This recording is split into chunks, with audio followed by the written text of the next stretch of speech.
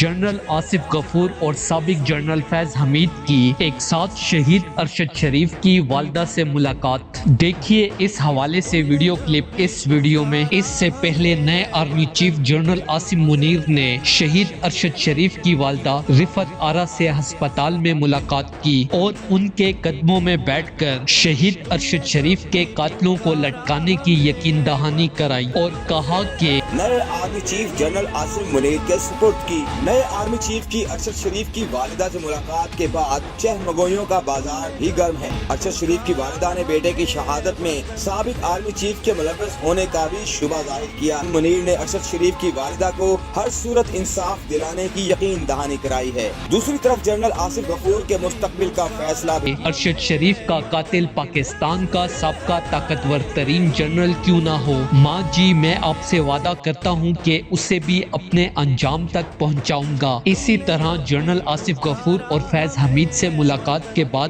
بھی شہید کی والدہ نے یہی ڈیمانڈ کی کہ جو بڑے بڑے نام میں نے دیے ہیں یہی میرے بیٹے کے قاتل ہیں۔ فیض حمید کے مطابق فوج کو اپنی ساخت برقرار رکھنے کے لیے جن افسروں کو ماں جی نے نامزد کیا ہے انہیں فوری طور پر عہدے سے ہٹا دینا چاہیے اور تحقیقات میرے دوست جنرل آصف غفور کے حوالے کر دینی چاہیے، کیونکہ ان کی ایمانداری پر پوری پاکستانی قوم کو اعتماد ہے۔ دوستو اس حوالے سے اپنی رائے کا اظہار کمنٹ سیکشن میں دیں۔ ویڈیو اچھی لگے تو لائک کریں اور اس چینل کو سبسکرائب کریں۔